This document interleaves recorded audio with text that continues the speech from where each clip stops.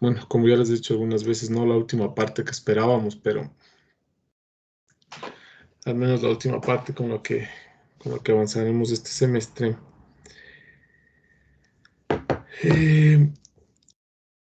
Vamos a ver unas dos propiedades de los campos, o más bien, déjenme pensar.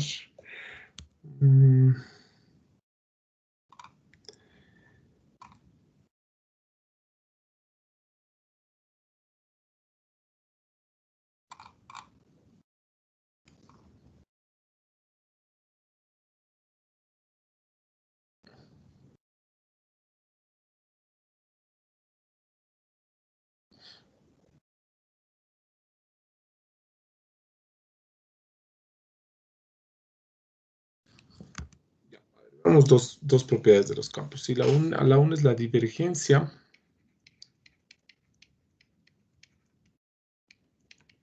Y vamos a decir, miren,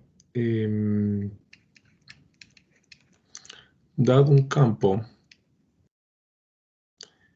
F de omega subconjunto de Rn en Rn, ¿sí? La divergencia de F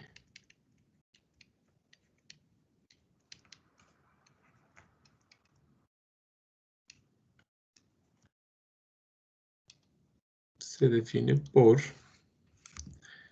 vamos a decir así de esta manera, la divergencia de F es la sumatoria de la derivada I del campo F sub I. ¿Ya? Para todo X elemento de omega. Vamos a hacer un ejemplo rapidito de esto. ¿Sí? Entonces, esta es una propiedad de los campos vectoriales, es una propiedad puntual, es decir, va a cambiar punto a punto. ¿Sí? Por ejemplo, F de R3 en R3 de X, Y, Z, pensemos en X por Y más Z por a la XY y por Z cuadrado más X. ¿Ya? Entonces, miren, tengo tres variables y tres, o sea, no es coincidencia que aquí este campo esté de n en n, de Rn en Rn, ¿sí? No es coincidencia, es un campo que va, su conjunto de llegada y el de salida son los mismos. Entonces, en este caso, tengo tres variables y al otro lado tengo tres componentes, ¿no? Entonces, la divergencia de F en cualquier punto X, Y, Z, ¿a qué va a ser igual? Miren lo que nos dice la definición. La definición nos dice que es la derivada 1 del campo 1 más la derivada 2 del campo 2. Obviamente aquí vamos a poner desde I igual a 1 hasta N. Es decir, hasta la derivada 3 de F3. Entonces, ¿cuál es la derivada 1? X, ¿no es cierto? Del campo 1 es Y. Más. Después derivo el segundo campo con respecto a la segunda variable que es Y. Y esto me queda X por E a la XY. Y finalmente más. Y derivo el tercer campo, Z cuadrado más X, con respecto a la tercera componente, es decir, 2Z. ¿Listo? Y esa es la divergencia del campo. ¿Qué nos dice esto? Miren, así un poco, yendo un poco rápido. De hecho, les voy a compartir un video. Ya les voy a compartir. Si yo tengo el campo, por ejemplo, hagamos uno fácil de R2 en R2, y esto podrían hacer ustedes, dibujarlo hasta R3 en R3, y más allá de R3 en R3 ya no podemos hacer nada. Es decir, lo que yo voy a hacer ahorita gráficamente funciona solamente para R2 y R3. R2 en R2 y R3 en R3, ¿no? Por ejemplo, pensemos que tengo el campo XY, y por acá tengo el campo X cuadrado, Y al cuadrado. Y quiero dibujar esto, entonces ustedes dirán, pero no puedo porque eso es R4. Sí, es verdad, pero miren cómo voy a dibujar. Y por eso estos campos que van de 2 en 2 y de 3 en 3 tienen esta particularidad. Que yo puedo dibujar el dominio como un puntito y el recorrido como una flecha. Y estos se llaman, lo que voy a hacer se llaman líneas de campo. Por ejemplo, en el 0, 0, ¿cuál es la imagen? 0, 0. En el 1, 1, la imagen es 1, 1. En el 2, 2, la imagen, miren, es 2, 2. Perdón, 4, 4. En el 3, 3, la imagen es 9, 9. En el punto 1, 0, la imagen es 1, 0 también. Es decir, miren ustedes que estoy dibujando el dominio como un punto y el recorrido o la imagen como una flecha. En el caso de tener el punto 2, 2, 0, tengo 4, 0. Y así sucesivamente, cada vez las flechas se van haciendo más largas, ¿no? Y ese sería más o menos el campo en el que, las líneas de campo. Entonces ustedes podrían hacer tranquilamente la prueba, sí, con algunos puntos. Por ejemplo, en el punto -1, -1, ¿cuál será la imagen? 1, 1. En el punto -2, 2, ¿cuál será la imagen? 4, 4. En el punto de acá 3, 3, la imagen, y así, ¿sí?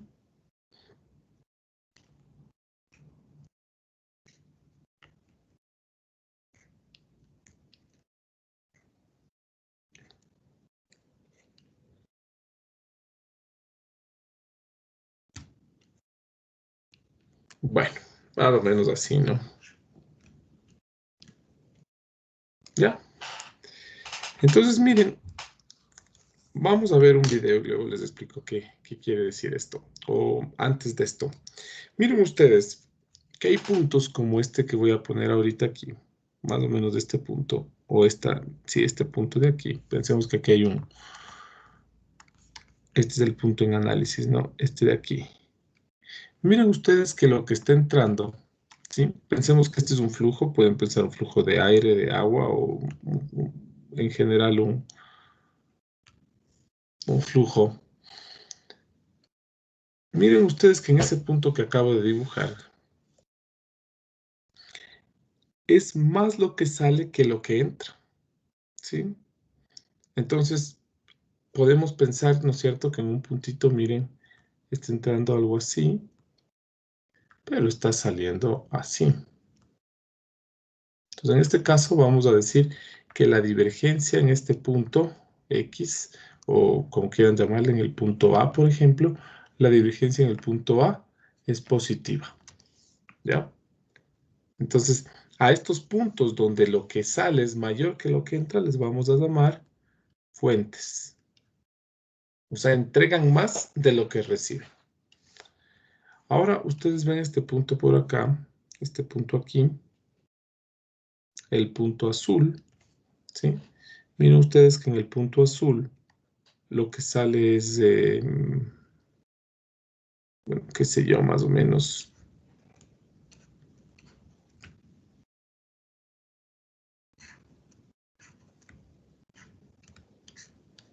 Miren ustedes que lo que entra es más de lo que sale, ¿sí?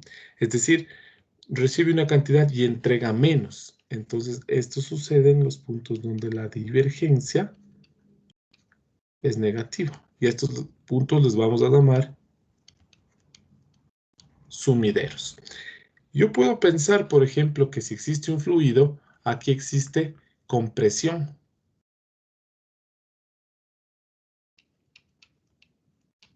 ¿Sí? Porque miren, entra cierta cantidad, se comprime y sale menos.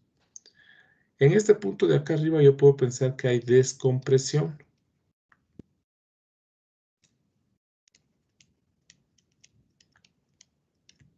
Porque miren que entra una cantidad, se descomprime y sale más. Y habrá puntos también, por ejemplo, como el origen en este caso, ¿sí? Donde lo que entra es igualito a lo que sale. Ustedes tienen por aquí una cantidad pequeña, acá también una cantidad de así. Estos puntos decimos que la divergencia en estos puntos es cero, ¿sí? A estos puntos, bueno, no tienen un nombre así como fuente sumidero, pero lo que sí decimos que aquí hay incompresión. o es un punto incompresible, como quieran decirlo. Ya. Entonces, miren, la divergencia, como ustedes se dan cuenta, es una propiedad puntual, es decir, es la propiedad del punto, que nos dice si nosotros nos imaginaríamos este campo como una línea, como un flujo, entonces nosotros vamos a tener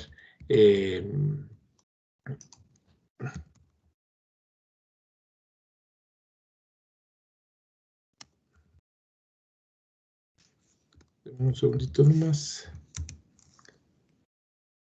Ya, solo les voy a poner un video nomás, espérense un ratito.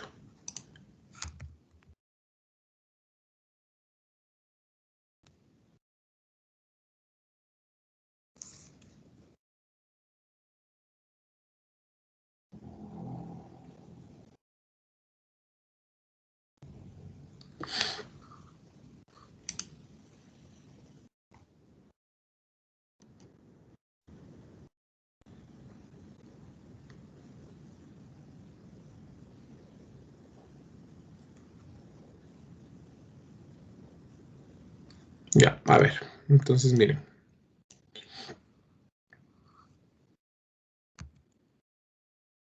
Listo, entonces eso básicamente. Para resumir antes del video, miren, la divergencia es una propiedad de un campo, una propiedad puntual. Es decir, la forma de calcular es demasiado sencilla. Nosotros vamos a la primera, segunda, tercera derivada, les vamos a ir sacando las derivadas parciales correspondientes y esa va a ser la divergencia. La divergencia se puede calcular, de hecho, viene calculada en un punto. Si la divergencia es mayor que cero, decimos que ese punto es una fuente, es decir, entrega más de lo que recibe, es decir, hay descompresión. Si la divergencia es menor que cero, decimos que ese punto es sumidero, es decir, entrega menos de lo que recibe, es decir, hay compresión. Y finalmente, si la divergencia es igual a cero, quiere decir que entrega y recibe lo mismo, ¿sí? O las líneas de flujo que entran son iguales a las que salen. Si quieren verlo mejor de esa manera, ¿no es cierto? El flujo que entra es igual al que sale, y en ese caso hay incompresión o decimos que el punto es incompresible. Les voy a compartir un video, ¿sí? Y les voy más o menos explicando eh, lo que va diciendo, aunque más lo que más me interesa el gráfico. Veamos.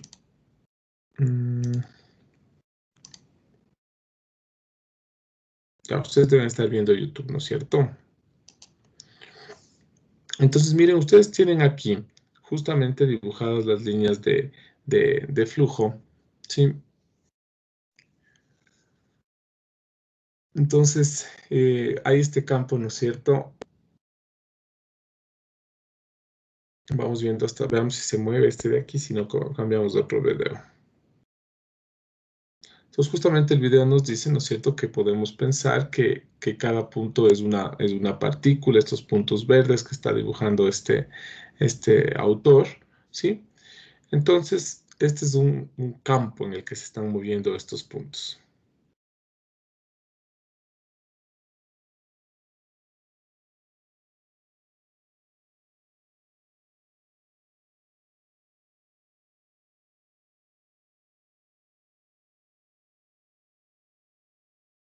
Quiero ver si esto es animado o no. Ah, ya. Ahí creo que va a animar. ¿O no? Ah, ya. Justamente, miren ustedes, está ahí están las líneas de campo y pensamos que sobre este campo hay un flujo. No, pues no me gusta tanto, vamos a ir más. Por ejemplo, este campo, así a simple vista, para mí es un campo incompresible, ¿sí? Es decir, en todos los lugares los puntos que entran son iguales a los que salen. Entonces, justamente el autor está diciendo que parecería que en este círculo verde de análisis no hay ningún cambio en la cantidad de puntos, es decir, los puntos que están entrando y están saliendo son los mismos, entonces no hay cambio en el conteo de puntos, es decir, no hay cambio en el flujo, si quieren verlo de esta manera. En cambio ahora, ya cambia a otro ejemplo, ¿sí?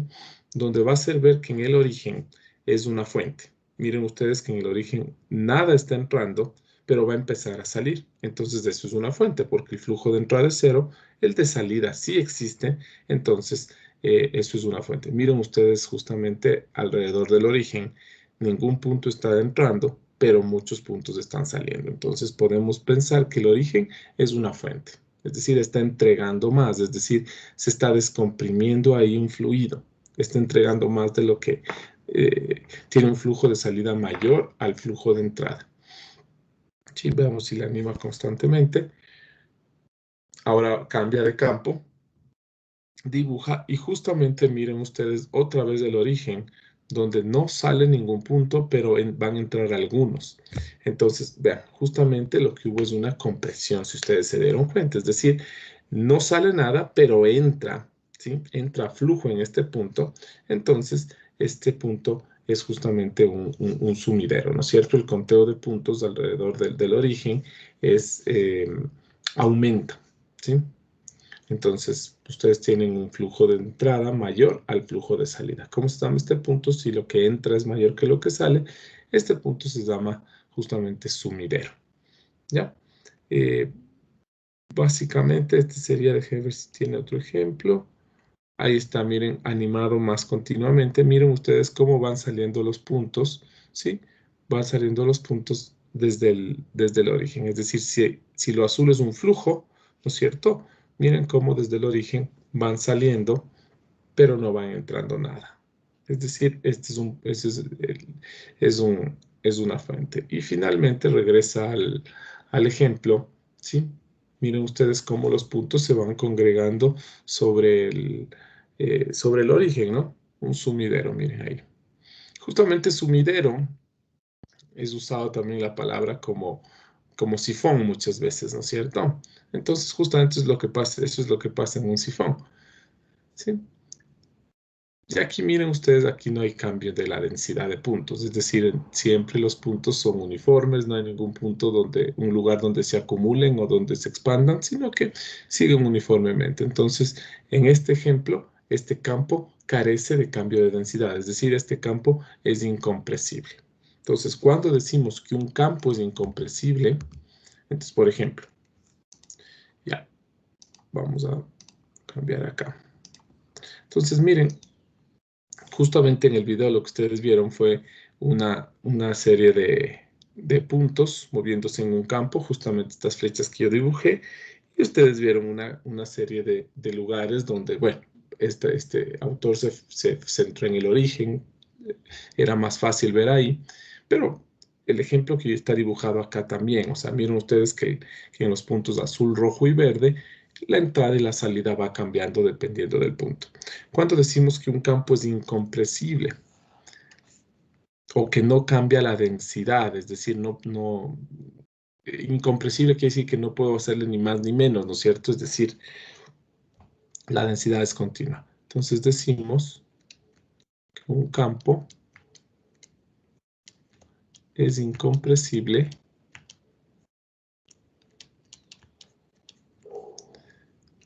si la divergencia del campo es igual a 0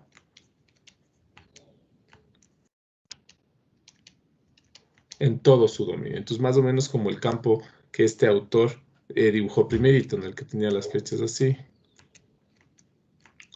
Y ahí se veía que las entradas y las salidas eran iguales. Entonces, en ese caso, decimos que el campo es incompresible, cuando siempre es 0. ¿Alguna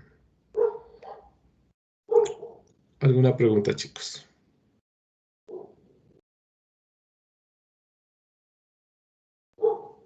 Por ejemplo, un campo, el campo F, dado de R2. Y lo mismo podríamos hacer en R3, ¿no es cierto?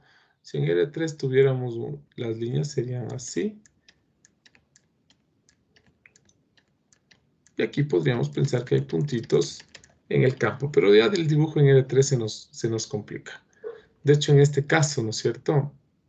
Yo hice un campo en R3, pero no es el que dibujé, sino que dibujé x cuadrado y y cuadrado. Por ejemplo, el campo en R2, xy, que es de x cuadrado, y acá pongamos menos 2xy. Miren ustedes que la divergencia de este campo en cualquier punto XY es la derivada del primer campo con respecto a X, es decir, 2X, más la derivada del segundo campo con respecto a Y, 2Y, perdón, 2X también. Entonces, miren ustedes que este campo, la divergencia es cero, ¿cuándo? Para cualquier XY. Miren ustedes que no importa el valor que yo le dé a XY, la divergencia es cero. Entonces, decimos que este campo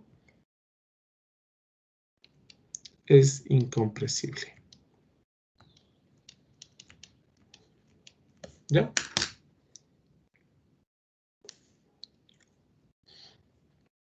¿Alguna pregunta hasta ahí, chicos? A ver, sigamos que ese fue el cuaderno, creo. Inge, una pregunta. Dime. ¿Y si en el campo, por ejemplo, nos da una constante como respuesta? Ah, bueno, también, ¿no es cierto? Entonces, mira, pensemos que tienes el campo F de R2 en R2 y tienes XY y por acá tienes X, 4Y. Y dices la divergencia de F en cualquier punto XY viene dada por 1 más 4 igual a 5. Esto es mayor que 0 y decimos que todo XY, o bueno, decimos que F es, cuando es mayor que 0, es una fuente, ¿no es cierto? Entonces vamos a decir que todo XY elemento del dominio de F es fuente.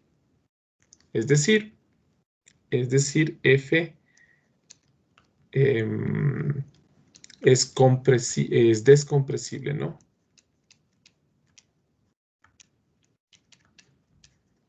¿Ya? Entonces mira que sin importar el XY que tú pongas, el resultado siempre te da positivo. Es decir, todos los puntos son fuentes, entregan más de lo que reciben.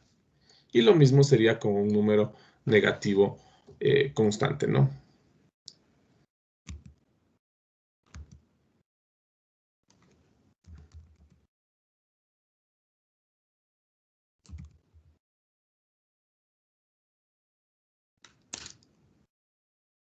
Ya, solo me da un segundito más.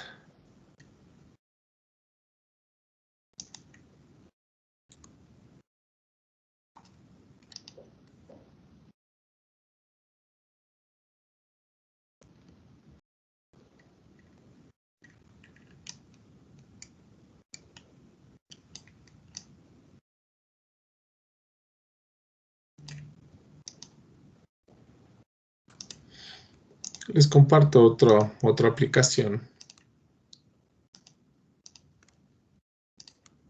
Miren ustedes, aquí estamos en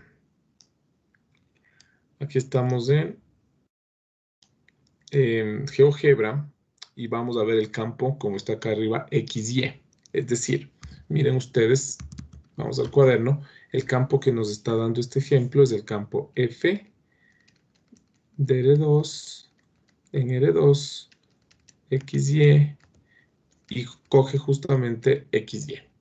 Entonces, en este campo, si ustedes calculan la divergencia, noten ustedes que la divergencia de F es 2, es constante. Entonces, ¿qué decimos? Es fuente. Todos los puntos, sí, tienen un flujo de salida mayor al de entrada. Y vamos ahora sí a GeoGebra, y miren ustedes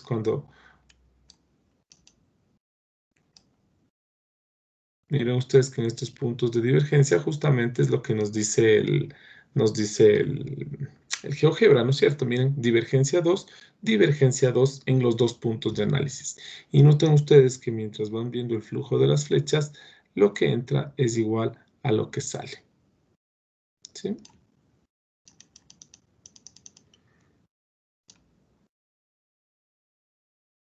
Listo. Esa sería la idea de la primera propiedad. Vamos a la segunda propiedad, que es el rotacional.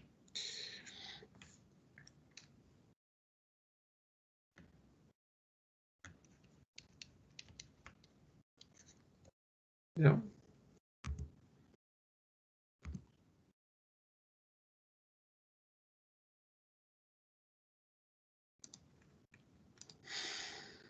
El rotacional. Entonces, miren,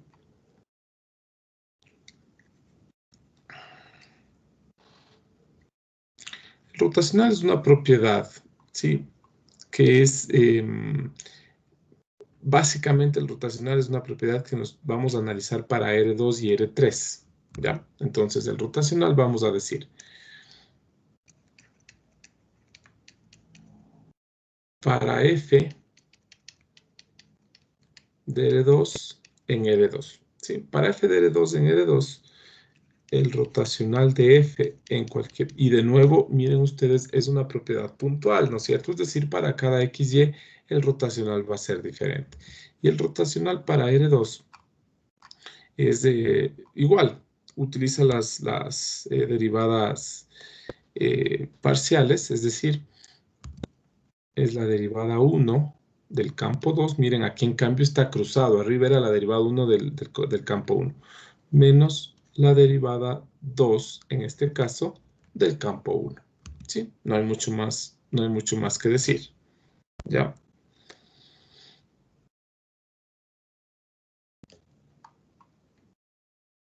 Ahora,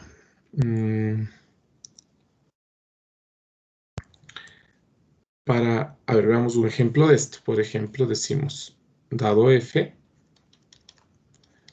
de R2 en R2, y tenemos de XY, acá le ponemos en X cuadrado Y menos Y cuadrado.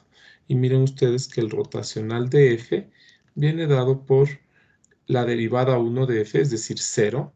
Miren ustedes que si a la componente 2 le derivan con respecto a la primera variable, nos da 0 menos X al cuadrado. ¿Ya? Entonces ahí tienen ustedes el rotacional de F. ¿Sí? Ahora, para para R3, el rotacional viene dado por la siguiente expresión. Igual, o más bien no es igual, ¿qué hice yo aquí? No, flip. Así nomás hagámosle. El rotacional de F en cualquier punto X, Y, Z viene dado por... Y luego les voy a enseñar, esto no ni siquiera tienen que aprenderse de memoria. Es la derivada 2 de F3 menos la derivada 3 de F2. Noten ustedes, ¿no es cierto?, que están cruzadas, es decir, campo 3 derivado con respecto a 2. Después viene la derivada 3 de F1 menos, ¿qué será? La derivada 1 de F3. Y finalmente, la derivada 1 de F2 menos la derivada 2 de F1. ¿Sí? Este es un vector. ¿Sí? Entonces, el rotacional es visto como un vector. Ya van a ver que en R2 el rotacional también es un vector cuando les explique cómo calcular esto. Ya les explico lo que es. Antes de eso les explico cómo calcular para que no nos para que no tengamos que aprendernos esto de memoria. Miren, nosotros podemos ver la siguiente expresión. Podemos ver que, miren, allá hay un operador, no sé, ¿no es cierto?, que se llama el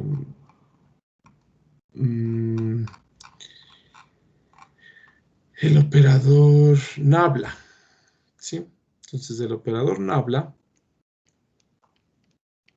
que es este triangulito de aquí, esto es igual a un vector de derivadas parciales, es decir, la derivada parcial 1, la derivada parcial 2, la derivada parcial 3. Entonces, noten ustedes, miren, que la divergencia de un campo F viene dado básicamente por este vector nabla, producto punto, el campo F. Entonces en R3, por ejemplo, tienen D1, D2, D3, y esto producto punto F1, F2, F3, y miren que les queda justamente la derivada de F1 más la derivada 2 de F2 más la derivada 3 de F3. ¿Ya? Y en cambio el rotacional viene dado por el producto cruz de este vector nabla por F, es decir, viene dado por y jk, la derivada 1, la derivada 2, la derivada 3. Designable es un vector de derivadas parciales. Y noten ustedes que aquí, si ustedes hacen para i, les queda la derivada 2 de f3 menos la derivada 3 de f2, coma, para j, la derivada 3 de f1 menos la derivada 1 de f3. Y finalmente para acá, la derivada 1 de f2 menos la derivada 2 de f1. Entonces, aunque ustedes tengan un campo en R2, F, ¿no es cierto?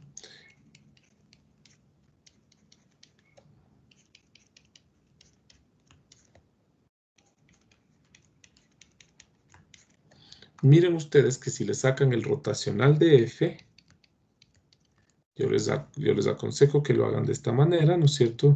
El operador nabla cruz F, y esto va a ser igual. I, JK, derivada 1, derivada 2. No hay derivada 3 porque la derivada 3 va a ser 0, ¿no es cierto? Este es XY y este es E a la XY. Y la componente 3 también es 0, ¿no es cierto? Porque estamos en R2.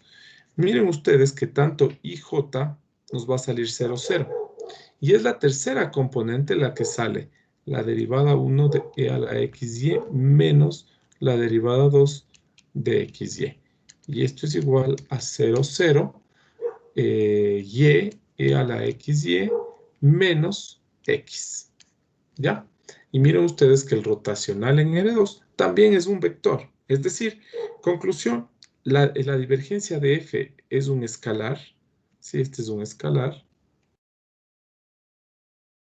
Y este de acá es un vector. Listo. Y ese es el rotacional de un campo. ¿Qué significa o qué representa el rotacional de un campo? El rotacional de un campo, igual yo podría coger y dibujar. Y no voy ahorita a dibujar un campo en especial. Ustedes ya saben cómo dibujar. Ponen el puntito y la flecha es la imagen. Entonces, miren ustedes, puede ser que tienen algo así.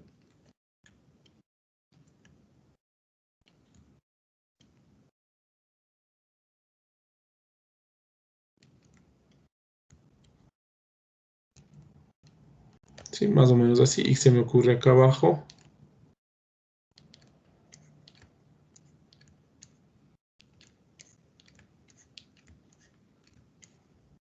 ¿Ya? Entonces, miren ustedes lo que nos da. Si ustedes notan aquí, en este primer punto que estoy dibujando, ¿qué pasa si este le ven como el flujo de un río, o el flujo de agua, o el flujo de un aire? Y ustedes ponen aquí una paleta, es decir,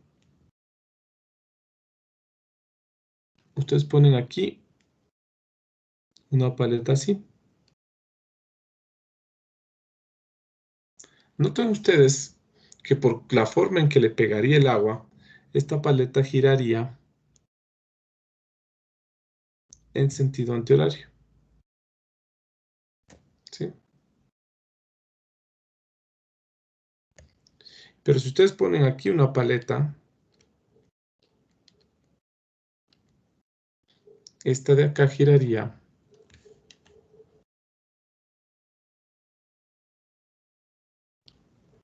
en sentido horario.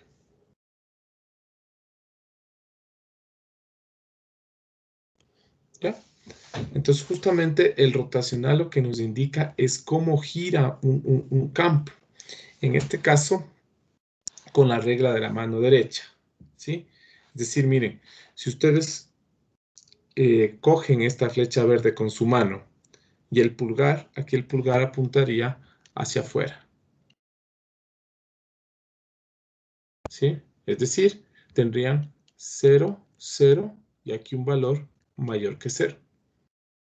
Ahora con la mano derecha cojan la flecha de aquí abajo. ¿Sí? Con la mano derecha cojan la flecha de abajo. O sea, hagan girar su mano en sentido de esta flecha. ¿Sí? Y miren ustedes que el pulgar les va a quedar hacia adentro, es decir, 0, 0, y tienen un valor menor que 0. Entonces, Ya, eso es lo que les dice el giro. En este caso el giro es horario, perdón, positivo. Sí, positivo como esto, ¿no? Positivo, y decimos que es antihorario.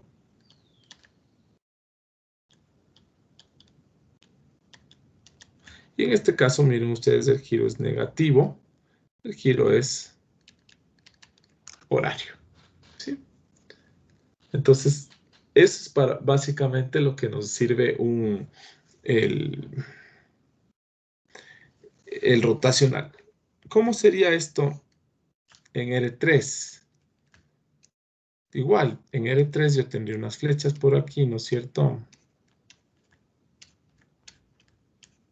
Y me doy cuenta que aquí el giro sería... Y aquí sí no vamos a hablar, por favor, chicos, ojo con esto.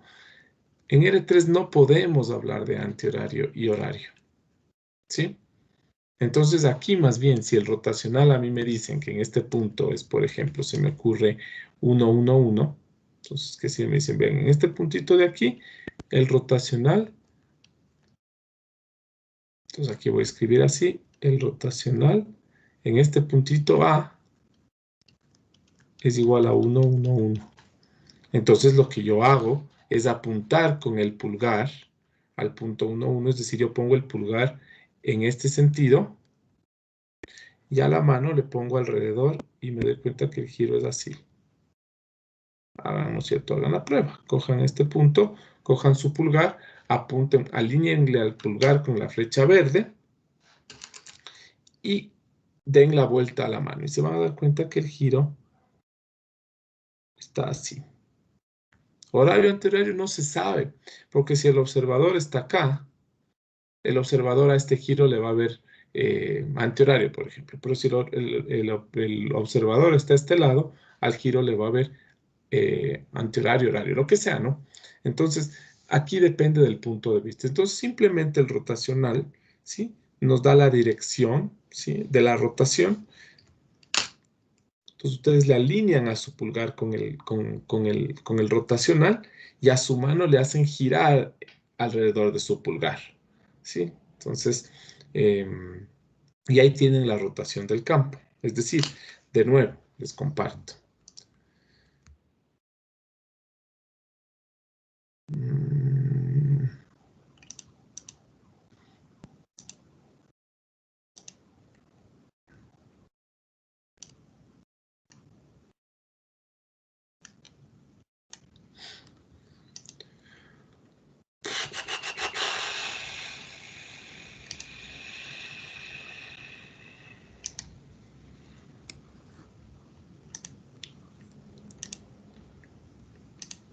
Miren ustedes ¿no es cierto?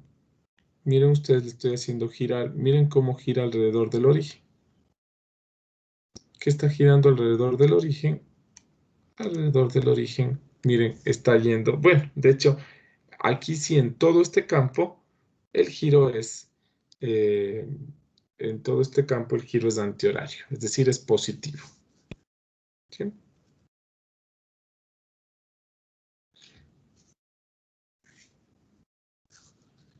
Entonces, si ustedes cogen con su mano y tratan de seguirle con su mano derecha, con sus 4 dedos, tratan de seguirle a estos puntos negros, miren que su pulgar queda apuntando hacia afuera, ¿sí?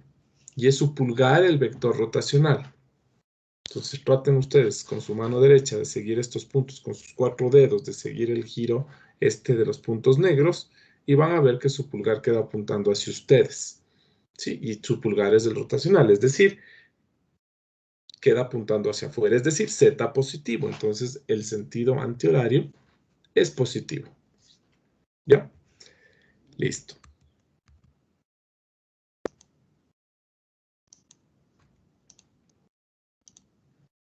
Y ese es el rotacional. Es decir, solamente podemos hablar de horario y antihorario en R2 cuando el pulgar queda apuntando hacia afuera. Eso quiere decir que Z es positivo. Y miren, su mano derecha es antihorario. Cuando el pulgar va hacia adentro, gira en sentido horario. Y en 3 dimensiones, simplemente su pulgar les dice cuál es la dirección de la rotación y sus 4 dedos les indican justamente el sentido de giro, más no si es horario o antihorario, porque depende del punto de vista. ¿Ya? Entonces, como ustedes verán, el rotacional es una propiedad del campo punto a punto, es decir, habrá unos puntos donde, por ejemplo, miren ustedes, dado el campo F, DR2, o pongamos DR3 en R3, R3 en R3, X, Y, Z, y cojamos X cuadrado Y menos Z. Si ustedes calculan el rotacional de F en cualquier punto X, Y, Z, ustedes pueden calcular esto en su casa, les va a salir 0,0,0. ¿Qué quiere decir esto? Que F es irrotacional. Es decir, que F no tiene rotación, ¿sí? F es irrotacional. Listo. ¿Alguna pregunta hasta ahí, chicos?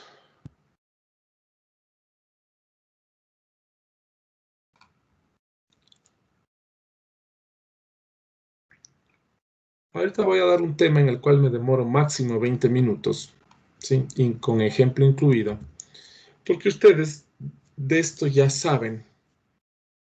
Esto ya han trabajado en mecánica newtoniana, ya trabajamos también algo similar en ecuaciones diferenciales y ahora vamos a ver campos conservativos.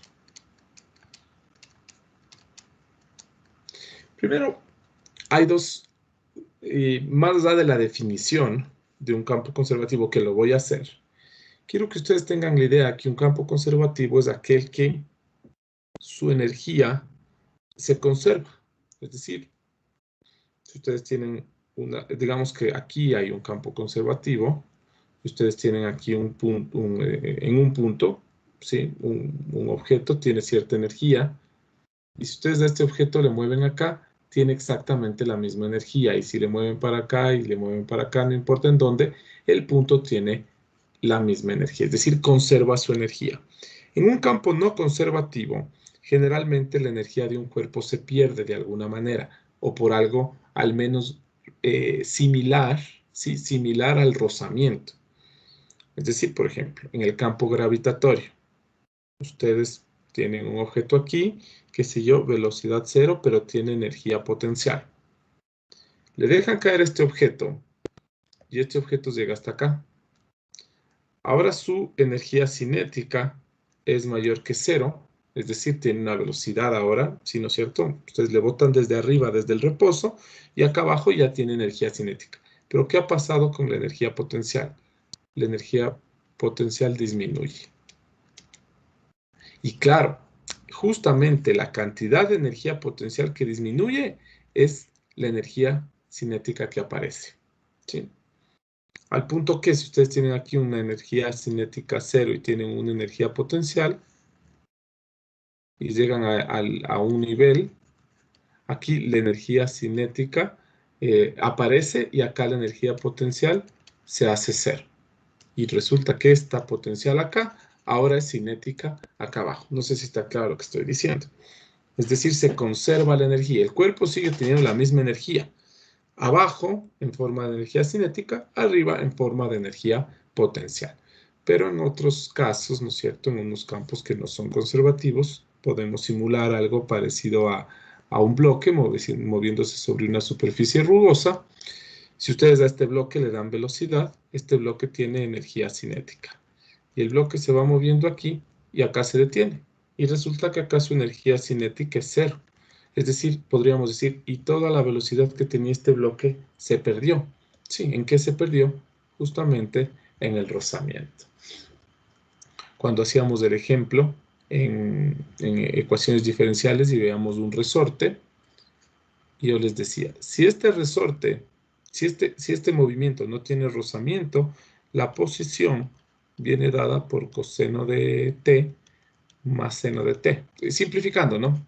Puede ser que no sea t, puede ser que sea 2, 3, 4t, y puede ser que sea 5 coseno, 6 seno, lo que sea. Pero este movimiento, miren ustedes, es infinito. ¿Sí? No deja de moverse, es decir, todo el tiempo conserva su energía. ¿sí?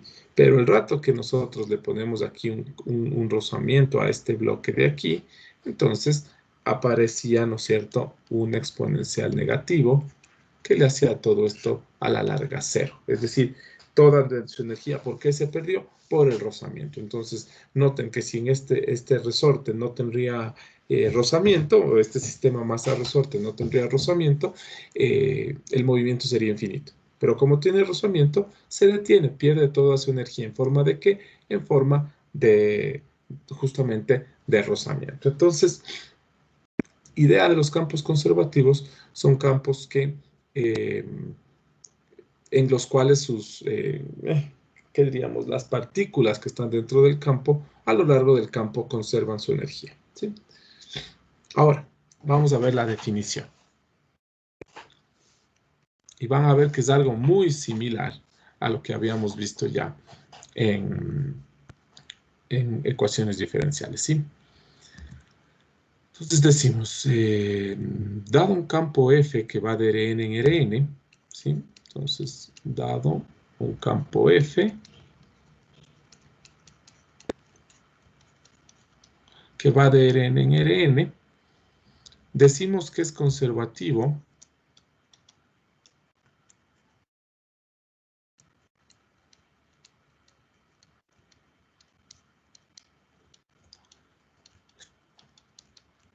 si existe un campo escalar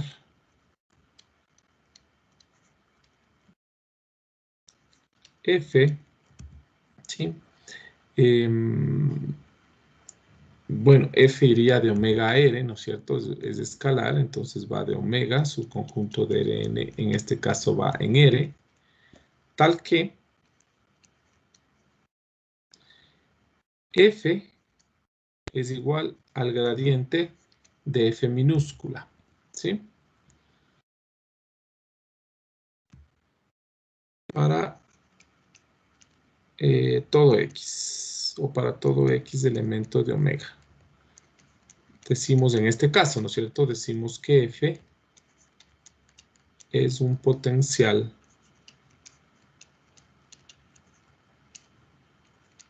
de F mayúscula. Ejemplo, F de R3 en R de X y Z en XY más Z cuadrado Y. Miren ustedes que si yo le saco el gradiente a F, ¿sí? Es un gradiente. Entonces, normalmente aquí decimos que F es un potencial y normalmente decimos que F es un gradiente. Porque miren de dónde nace F. F es el gradiente de F minúscula, es decir, F de X, Y, Z es igual. ¿Cuál es el gradiente de un campo escalar? No se olviden, si ya con gradientes hemos trabajado bastante. El gradiente no es más que un vector de derivadas parciales. Entonces, derivada con respecto a X, Y. Con respecto a Y, X más Z al cuadrado. Con respecto a Z, 2YZ. Miren ustedes cómo el campo F mayúscula nació o proviene del gradiente de F. Entonces al campo F mayúscula le decimos que es un gradiente porque es el gradiente de F. A F minúscula decimos que es un potencial, es el que genera el campo F mayúscula. Y, a ver, para no confundirnos todo el tiempo, yo voy a cambiar la nomenclatura y voy a llamarle aquí phi, y acá voy a llamarle phi, y acá voy a llamarle phi.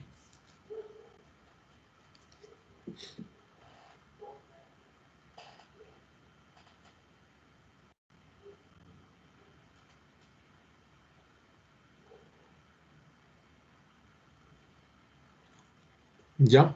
Entonces, miren,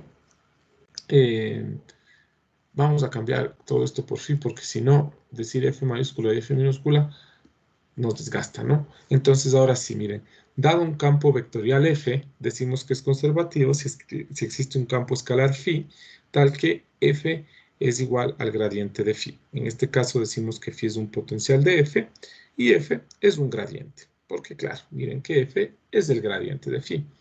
En este ejemplo de la derecha en rojo, tenemos el campo escalar phi que va de x y z en xy más z cuadrado y el gradiente de phi es justamente, miren ustedes, y x más z cuadrado 2yz. Para los que se acuerdan un poco de esto, es muy similar a lo que vimos en ecuaciones exactas, ¿no? Y yo les decía, miren, una ecuación es exacta si proviene del gradiente de un campo, tal vez decía f o phi mismo, no me acuerdo cómo les llamaba, f me parece que les llamaba en ecuaciones diferenciales. Entonces, ya, en este campo, en este caso, esa es la definición formal de campo conservativo. Un campo es conservativo si proviene de un gradiente o si es un gradiente. ¿Ya? Ahora, ¿cómo probamos que es un gradiente? O sea, que es un campo conservativo, porque no siempre vamos a tener el potencial, como en este caso tenemos F y tenemos phi. Imagínense que solo tuviéramos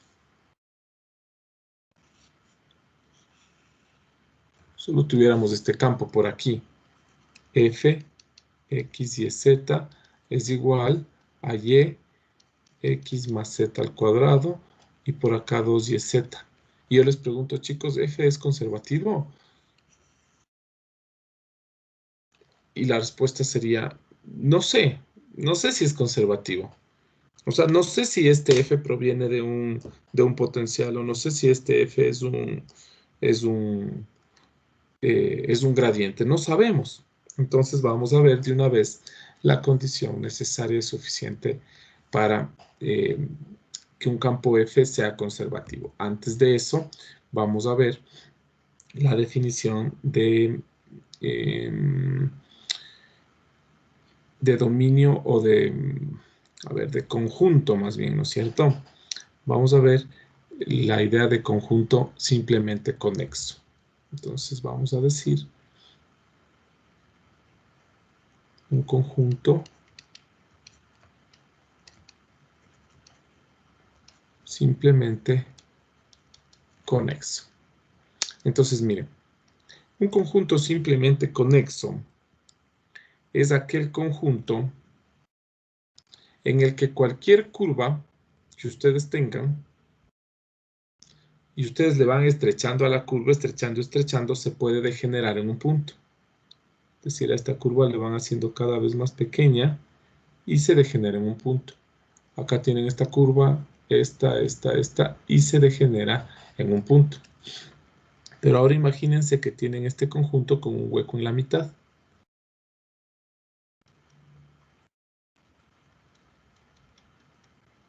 ¿Ya? Entonces miren acá, si ustedes tienen esta curva, le van degenerando, pero resulta que solo llega a degenerarse hasta el hueco, pues. Ya se encontró con el hueco y ya no puede ir más adentro. Entonces miren que esta curva no puede degenerarse en un punto. Entonces un conjunto simplemente conexo es aquel en que toda curva del conjunto puede degenerarse en un punto. Entonces la idea intuitiva de un conjunto simplemente conexo, les copio.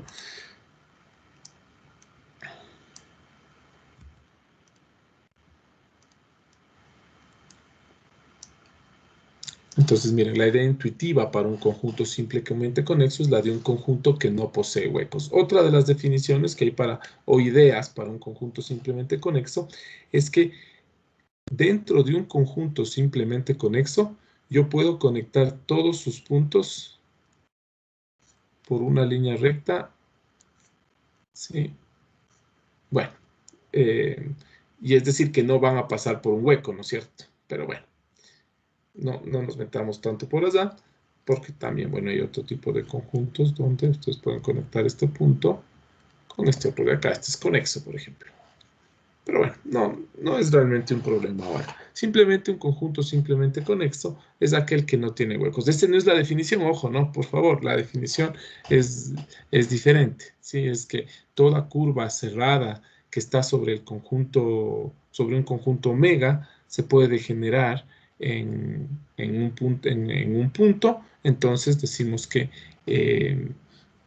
el conjunto es simplemente conexo. Entonces, esta es una idea más, esta es una definición más clara. Sin embargo, la idea, que por ahora no me interesa que ustedes sepan la definición de simplemente conexo, sino que entiendan que simplemente conexo es un conjunto sin huecos.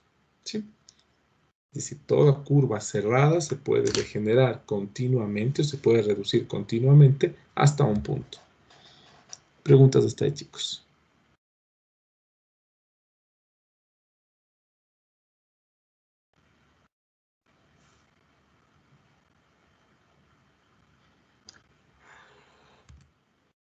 Ahora sí, vamos a ver la condición para que un campo sea conservativo. Y decimos, esta no es la definición, esta es la condición. Entonces, condición de campo conservativo. ¿Sí? Decimos que sea f de omega que pertenece a Rn en Rn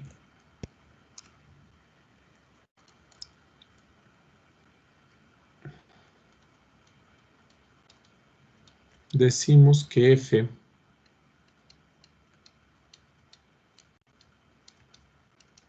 es conservativo si omega es simplemente conexo y miren, las derivadas cruzadas son iguales, es decir, la derivada 1 del campo 2 es igual a la derivada 2 del campo 1. La derivada 1 del campo 3 es igual a la derivada 3 del campo 1 y así sucesivamente. Es decir, la derivada I del campo J es igual a la derivada J del campo I. ¿Sí? Entonces, si todas las derivadas cruzadas son iguales, entonces decimos que el campo es conservativo. Miren ustedes, si regresan al rotacional, miren que el rotacional, ¿cómo se formó? Miren, derivada 2 de 3, derivada 3 de 2, derivada 3 de 1, derivada 1 de 3, derivada 1 de 2, derivada 2. Es decir, aquí tienen la diferencia. Y si estas dos son iguales, ¿cuánto me quedará acá? 0. Si estas dos son iguales, ¿cuánto me quedará? 0. Si estas dos son iguales, ¿cuánto me queda? 0. ¿Sí? Entonces, básicamente el rotacional es definido en R2 y R3. Decimos que, ojo, en R2 y R3 un campo es conservativo si su rotacional es 0, 0, 0. ¿Ya? Por ejemplo, vamos a ver f de R3 en R3 X y Z. Cojamos Z, Y, X. Y calculemos el rotacional de f. Y JK, derivada 1, derivada 2, derivada 3, Z y X. Igual vamos a ver la derivada 2 de X, 0. La derivada 3 de Y, 0. Vamos a ver J. La derivada 3 de Z, 1. La derivada 1 de X también es menos 1. Y para acá tenemos la derivada 1 de Y, 0, y la derivada de 0. Bueno, eso lo hacen ustedes, ¿no? Y me queda 0, 0, 0. Entonces decimos que f, ¿cómo? Aquí, mire. ¿Ustedes creen que R3 tiene huecos? No, pues R3 es todo R3. Entonces vamos a decir, como R3 es simplemente conexo, y el rotacional de f es igual a 0, 0, 0, f es conservativo. alguien me dice, por favor, pero me parece que esto ven ya, ¿no es cierto?, en mecánica newtoniana. ¿Alguien me hace acuerdo?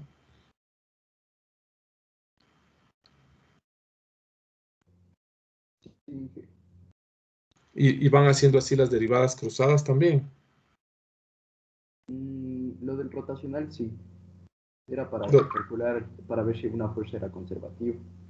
ok, ¿ya? Claro, un campo de fuerzas, correcto. Ujú. Ya, hacían con el rotacional. Sí, con el rotacional, así con el determinante de... No, Igualito no, como yo estoy sí, haciendo. sí, igualito. Ya, ok.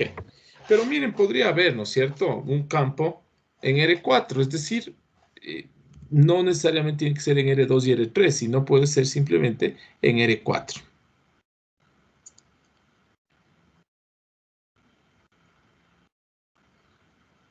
Ya, pero bueno, no vamos a irnos hacia allá, ¿no es cierto? Nosotros vamos a pensar en R3, entonces lo que nos queda es básicamente esto, ¿no? Este que está aquí con un ojo. Esto de aquí en R2 y en R3, el campo es conservativo si el rotacional es igual a 0. Y aquí ustedes podrían construir, ¿no es cierto? Ustedes pueden construir el, el potencial. Es decir, por ejemplo, en este caso, miren ustedes que yo tengo este F de aquí. Pero la pregunta es si es conservativo, entonces existe este F tiene un potencial. Entonces miren lo que voy a hacer. Ojo. Como F de X y Z igual a Z y X es conservativo,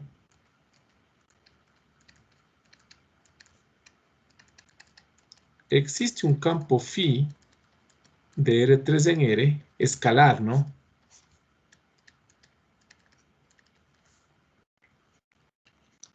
Tal que el gradiente de phi sea igual a F. No sé si hasta ahí estamos de acuerdo, porque esa es la definición de campo conservativo, pues. Es decir, ¿qué es esto? ¿Para qué me sirve esto del rotacional? ¿Dónde está escrito?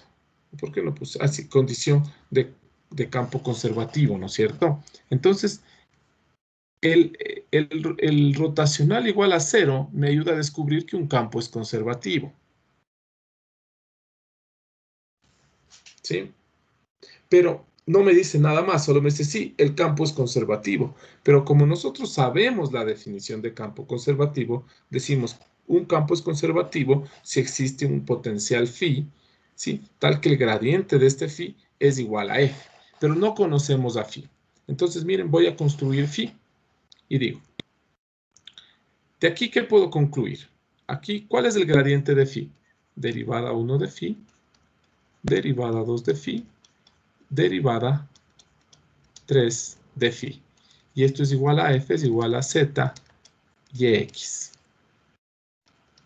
Entonces aquí digo, miren, tengo tres ecuaciones, 1, 2 y 3. La primera es que la derivada 1 de phi, o si quieren verle así como la derivada con respecto a x de phi, es igual a z. La derivada de phi con respecto a y es igual a y. Y la derivada con respecto a z resulta que es igual a x. No sé si tienen hasta ahí alguna pregunta, chicos. Y voy a construir igualito que las ecuaciones exactas, idéntico. Es decir, voy a decir, integrando 1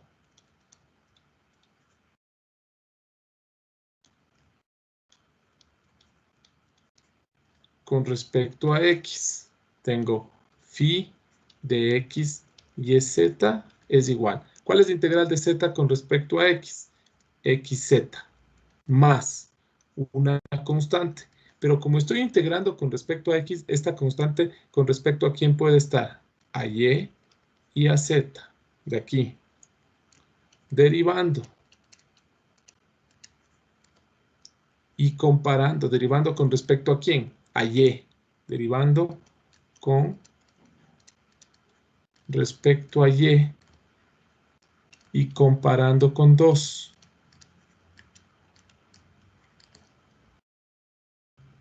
¿sí? Aquí me queda la derivada de phi con respecto a y es igual a la derivada de xz 0.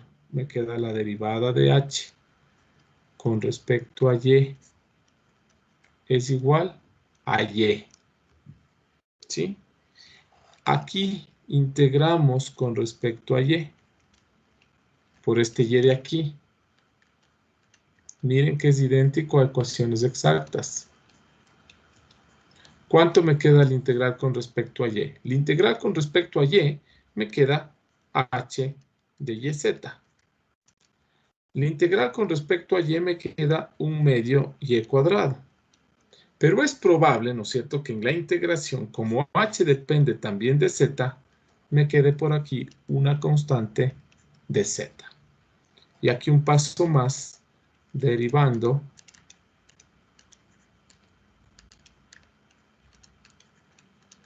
con respecto a z, y aquí nos toca comparar con 3.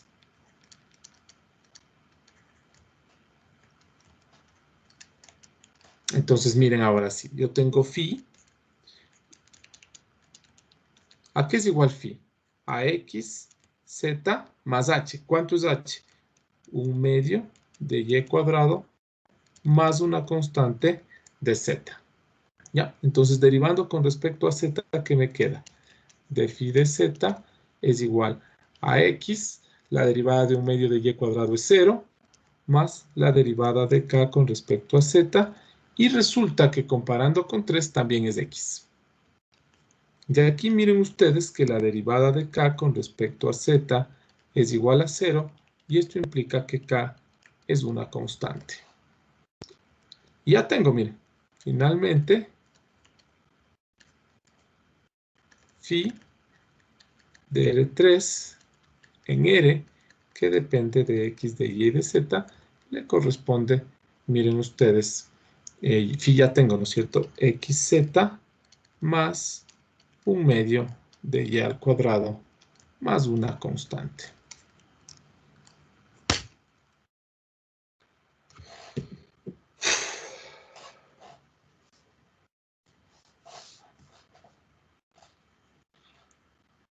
Ya, copien lo que tengan que copiar, pregúntenme lo que tengan que preguntarme. Miren que he construido idéntico a las ecuaciones exactas, sí, idéntico, solamente que esta vez lo he hecho con 3 variables, es decir,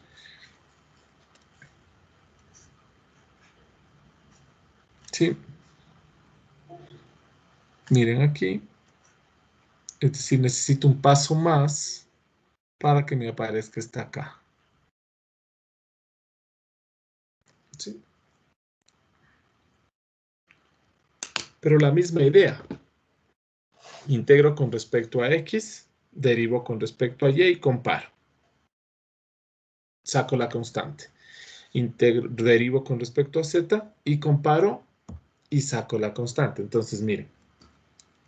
Si ustedes ven el paso es integrar, derivar, integrar, derivar. Y aquí básicamente lo que estoy haciendo en este paso es integrando. Aquí podría decir integrando. Entonces miren que el paso es integrar, derivar, integrar, derivar, integrar. Y ya está. ¿Sí? ¿Alguna pregunta, chicos?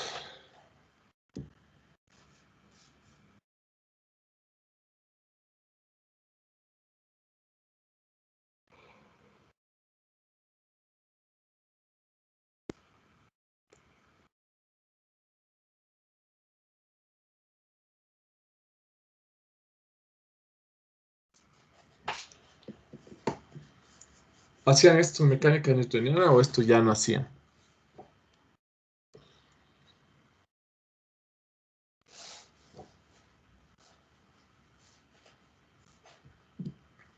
¿No? Alguien dígame. Profe, esto ya no sé. Eso ya no se hacía. Ya. Pero bueno, esto, por favor, revisen esto que está aquí. En la hoja ustedes tienen un ejemplo, pero el problema del ejemplo de la hoja de teoría es que solamente está en R2. El ejemplo que estoy haciendo yo aquí en la clase es de R3. Vamos entonces ahora a ver integrales de línea de campos escalares, ¿sí? Y voy a empezar por una aplicación para matar dos pájaros de un tiro, es decir, la aplicación y de una vez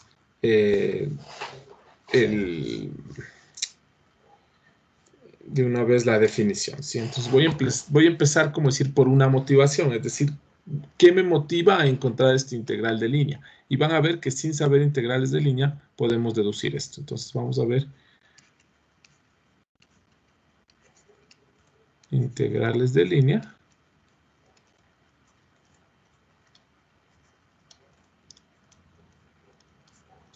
De campos escalares. Ya. Entonces verán. Voy a empezar de la siguiente manera.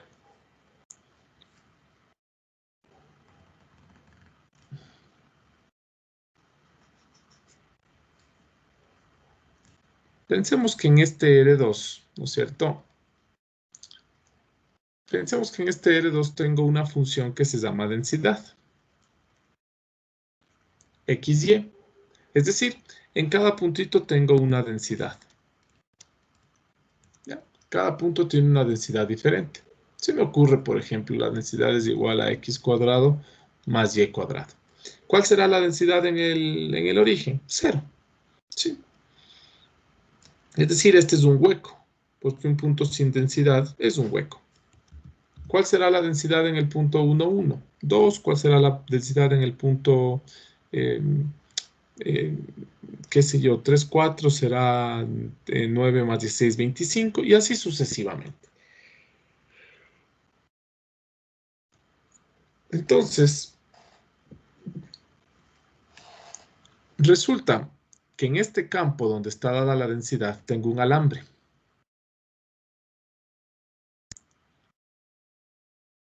Es decir, una curva. ¿Sí? Pero recuerden ustedes que una curva viene parametrizada desde R. Es decir, aquí tienen A, aquí tienen B, a estos de aquí les pasan por una trayectoria alfa, y acá tienen alfa de A, y acá tienen alfa de B. Y qué sé yo, si por aquí tuvieran ustedes un C, por aquí en algún lado se les va a pasar también un alfa de C. Es decir, aquí tienen una trayectoria, ¿sí? ¿Cómo les llamamos a las trayectorias? También les llamábamos parametrizaciones. Es decir, a través de alfa están parametrizando esta curva roja, ¿no? No sé si hasta ahí tienen alguna pregunta, chicos.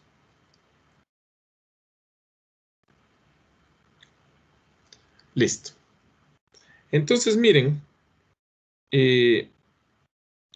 cada puntito de este alambre también tiene una densidad, es decir, el puntito alfa de A tiene una densidad, el puntito de acá arriba tiene una densidad, alfa de C tiene otra densidad, alfa de B tiene otra densidad, ¿sí?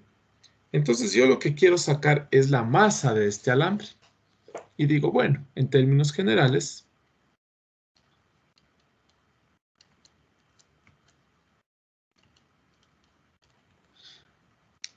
la masa es igual a la densidad por la longitud. Entonces, mi pregunta es, ¿puedo sacar la masa de este alambre? Más o menos. Primero, no sé la longitud, ¿sí? Y aparte de eso, como no es un alambre recto, no puedo sacarle la longitud. Me tocaría coger los extremos alfa de A y alfa de B y estirarle, ¿no? Es decir, coger aquí hasta ahí. Y decir, aquí es alfa de A, alfa de B. Y ahora sí, aquí le puedo medir, ¿no? Pero eso en teoría, o sea, en la vida real aquí, o no siempre vamos a poder coger y estirar el alambre, dañarle, ¿no? Entonces irán poniendo atención. Hasta ahí quiero que me entiendan, ¿no? Hay un alambre que básicamente, gráficamente, le puedo ver como una curva a este alambre rojo. Y este alambre rojo viene parametrizado por una trayectoria, es decir, esta trayectoria va, miren, desde AB en este lado hasta R2 en este lado. Es decir, tienen ustedes la trayectoria alfa desde AB hasta R2. ¿Ya? Entonces ahora ustedes tienen la masa que es igual a la densidad por la longitud. Entonces lo que yo voy a hacer, pero nosotros sabemos que la longitud de una curva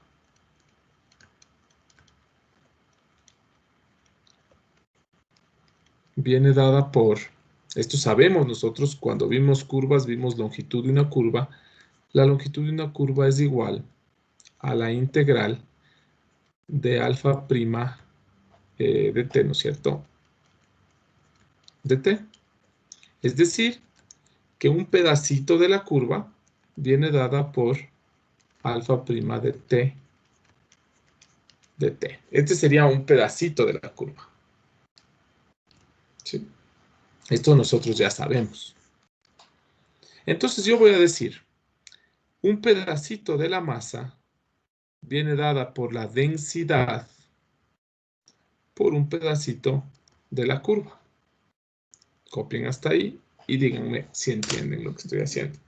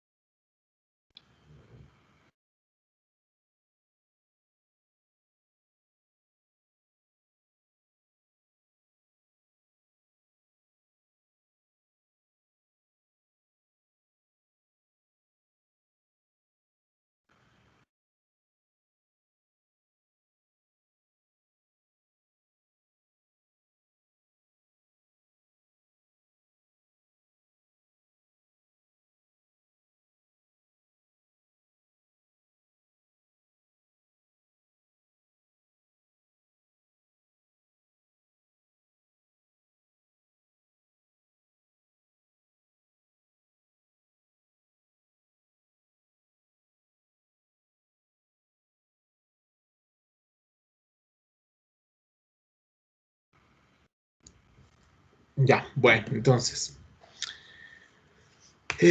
Ahora, la densidad. Mi pregunta es la siguiente. Mire, ¿me interesa la densidad en este punto? No, pues, ese punto ni siquiera está en el alambre. Me interesa la densidad en este punto, ese punto ni siquiera está en el alambre. En este punto de acá, ni siquiera está en el alambre.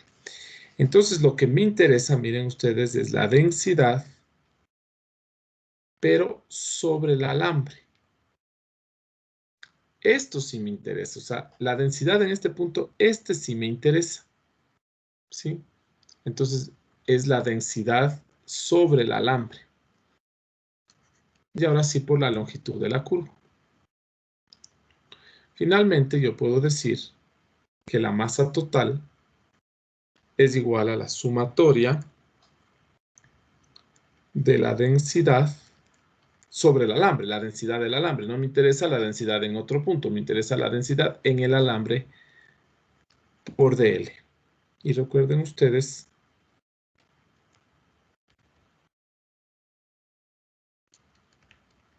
que es dl, dl ya tenemos nosotros es la norma de alfa prima de t. Y esa es la masa del alambre, mire. La masa del alambre es igual a la sumatoria, ¿sí? La integral es la sumatoria de la densidad por la longitud.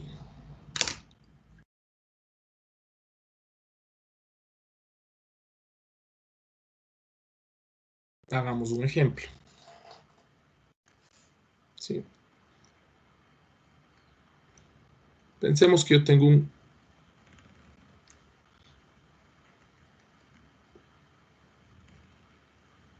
¿Ya? Pensemos que yo tengo un cuarto de alambre nomás. Pensemos que yo tengo este cuarto de alambre circular. Y pongamos de fácil de 1 a 1. Entonces, ¿qué es lo que... Y la densidad, pensemos que en este R2, la densidad viene dada por X más Y. Es decir, la densidad en el origen sería 0, la densidad en el punto 1, 0 sería 1, la densidad en el punto 0, 1 sería 0, la densidad en el punto 1, 1 sería 2, y así sucesivamente. Pero de nuevo, ¿me interesa la densidad en 0, 0? No, me interesa la densidad sobre el alambre. Entonces, mire, voy a coger un alambre, voy a coger aquí la variable teta, y voy a decir aquí teta es igual a 0, aquí teta es igual a pi cuartos. Ahora sí, ¿cómo parametrizarían ustedes este alambre? Fácil. Alfa. Desde 0 a pi cuartos.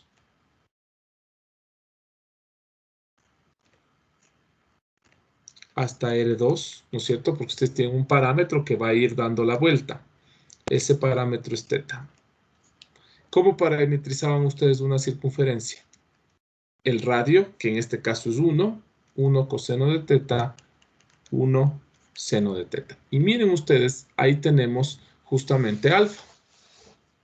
Es decir, miren, si teta es 0, pi medios, perdón, no es pi cuartos, no es pi medios. Es un cuarto de vuelta, no un cuarto de pi. Ya. Entonces, miren ustedes, si están en 0, el coseno de 0 es 1, el seno de 0 es 0. Justamente están en ese punto. Si fuera pi cuartos, tendrían raíz de 2 sobre 2, raíz de 2 sobre 2. Y si teta vale pi medios, el coseno de pi medios es 0, el seno de pi medios es 1 y estarían acá arriba. Listo. Entonces, miren, ya tienen parametrizado el alambre. Entonces, ahora sí. Vamos a ver qué necesitamos para este integral. Necesitamos la densidad, pero ya no en XY, sino la densidad en alfa, es decir, coseno de teta, seno de teta. Y esto es igual a la suma, ¿no es cierto? Miren ustedes que evaluado en XY es la suma de XY. Evaluado en seno coseno será la suma de seno y coseno. Entonces hasta ahí tienen la densidad en cualquier punto del alambre. Miren ustedes que si teta es 0, por ejemplo,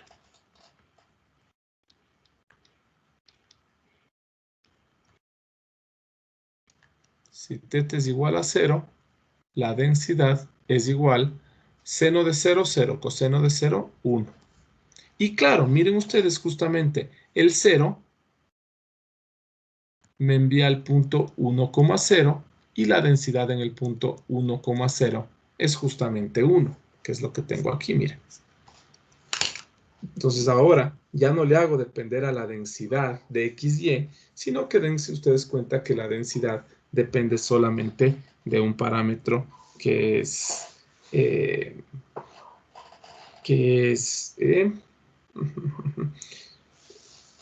bueno, ya perdí lo que le estaba diciendo. La densidad ahora depende solamente de teta, una sola variable. Entonces la densidad se vuelve una función de una sola variable. Hasta ahí tenemos la densidad evaluada en un punto cualquiera del alambre. Después tengo alfa prima de teta. Miren ustedes que alfa prima de teta es menos el seno de teta, el coseno de teta. Y la norma de alfa prima de teta es igual a la raíz del menos seno de teta al cuadrado más el coseno de teta al cuadrado, y esto es 1. Ahora sí, digamos la masa es igual a la integral. ¿Qué me toca poner primero? D evaluado en alfa. Ya tengo D evaluado en alfa. ¿Cuánto es? Coseno de teta más seno de teta. Multiplicado por la norma de alfa prima, 1. Y multiplicado por d teta. Ahora esta parte es importante, miren. Cuando ustedes tienen d teta, los límites tienen que ir en función de teta. Y miren ustedes que justamente cuando parametricé, tengo los límites de teta. Es decir, de 0 a pi medios. Y esto sí ya habrá que ver cuánto es, ¿no? La integral del coseno es del seno. El seno entre pi medios de esto es 1. La integral del seno es del menos coseno. Es 1. Me parece que esto es igual a 2. Y esa es la masa, ¿sí? Densidad por longitud. Entonces, ¿de dónde me saco la densidad? La densidad evaluada en la curva. ¿De dónde me saco la curva? Recordemos nosotros cuando hacíamos la longitud de una curva, ustedes mismos decían, la longitud es igual al integral de la rapidez. ¿Y qué es la rapidez? Es la norma de la velocidad. ¿Y qué es la velocidad? La derivada de la posición. ¿Sí? Si quieren verlo de esta manera, aunque simplemente aquí no hay movimiento, entonces hablar de velocidad de posición es un poco extraño, ¿no? Pero hay como hacer el símil, no hay ningún problema. Ahora, ¿qué es lo complicado aquí? Lo complicado es parametrizar, ¿sí? Entonces, lo complicado es parametrizar y ahí nos toca regresar y decir cómo parametrizo una circunferencia, cómo parametrizo una media circunferencia, cómo parametrizo una circunferencia que no está centrada en el origen, cómo parametrizo una elipse, cómo parametrizo una recta, cómo parametrizo una parábola. Esto ya deben ustedes acordarse. Por ejemplo, este me quedaría t, t cuadrado. La recta que pasa por el origen, o bueno, en general me quedaría t, t más a, entendiendo que el punto A es el de corte. Si es del origen, sería t, t. ¿Cómo parametrizo todas estas circunferencias? Con el radio, no sé cuál es el radio, pero con el coseno de teta más el centro y con r seno de teta más el centro. R y teta R y X son constantes, R y Y son constantes, teta es variable. ¿Cómo parametrizo la elipse? A seno de teta, que sería A, sería este valor de acá, y Y, perdón, coseno de teta, y B, seno de teta, y ahí tengo entonces la elipse. Entonces, el tema aquí es aprender a parametrizar, recordar cómo parametrizar. Y después es fácil, ¿no? En términos generales, tengo la densidad en XY. Después saco la densidad evaluada en la curva. Tengo la curva.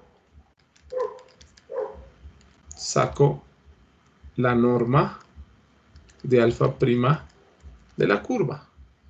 Y finalmente integro y digo la densidad evaluada aquí por la longitud.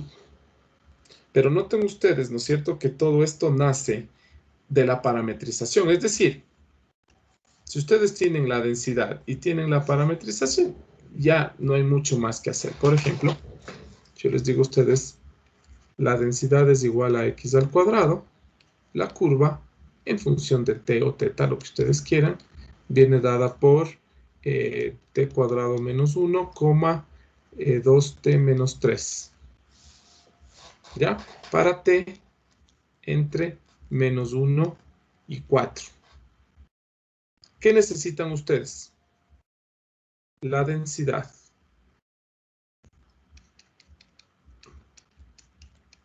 Entonces ya dicen, ¿no es cierto? La densidad es de x cuadrado. Pongamos más y. No sé si esto nos va a dar 0. Aquí habría que ver.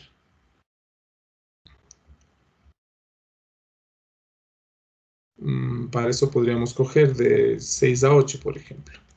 Ahí creo que no vamos a tener problema. ¿Ya? Y termino con esto porque tienen un control ahorita. No un control, un pequeño taller. Entonces miren ustedes. La densidad ya no quiero en XY. Quiero en t cuadrado menos 1, 2t menos 3. ¿Qué será igual? Mire, la primera componente cuadrado, t cuadrado menos 1 al cuadrado, más la segunda componente, más 2t menos 3. Después, ¿qué necesitan?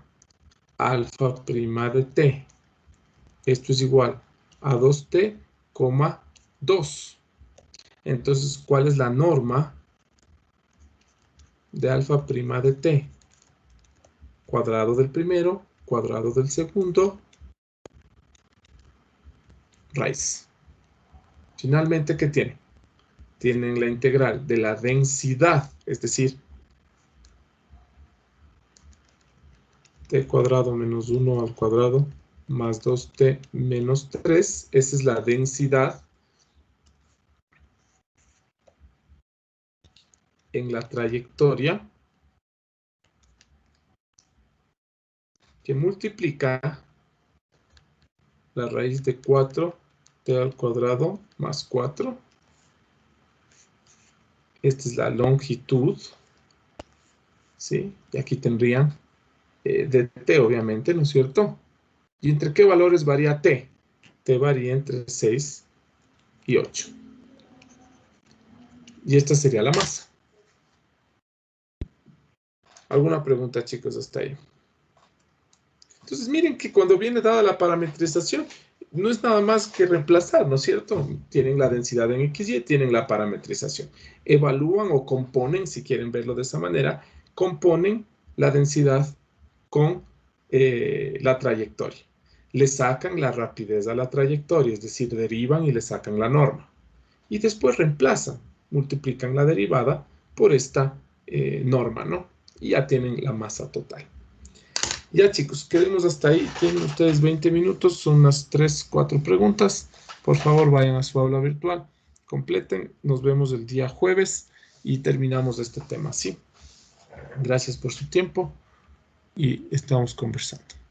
Si tienen preguntas, sigo aquí por si acaso.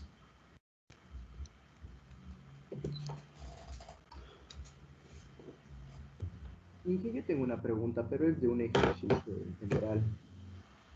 A ver, dime.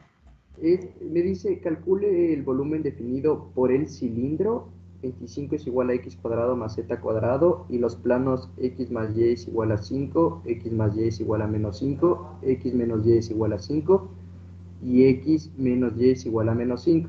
Entonces, a ver, ¿cómo? Dime el cilindro, ¿qué superficies nomás son? dice, X cuadrado más y más z más z cuadrado igual. cuadrado a 25. ¿Ya? ¿Cuál otro? X más y es igual a 5. ¿Ya? X más y es igual a menos 5. ¿Ya? X menos y es igual a 5. Y x ¿Ya? menos y es igual a menos 5. Hay demasiada información ahí, pues. O sea, lo que le estaba haciendo yo es, por ejemplo, utilicé el GeoGebra ¿Ya? y me daba como que un rombo. Y me daba de x de menos 5 a 5 y y de menos 5 a 5. Ese rombo, o un cuadrado es. Claro, es que lo que vas a tener es justamente un corte así y aquí un corte así. Sí, exacto, algo así. Ya, y por ejemplo, le planteé la integral y como dice limitada, le planteé con integral triple, entonces puse x de menos 5 a 5, y de menos 5 a 5 y z de menos la raíz de 25 menos x al cuadrado hasta la raíz de 25 más x menos x al cuadrado.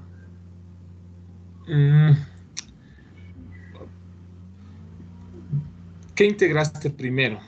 X, y al último z. Ah, no, no, Claro. de z, de y y de x, así. De Z, de Y, de X. Claro, aquí hay un ligero problema, ¿no? O sea, poner esto para mí no es muy didáctico. Yo integraría primero y encontraría los límites porque y está sobre la circunferencia.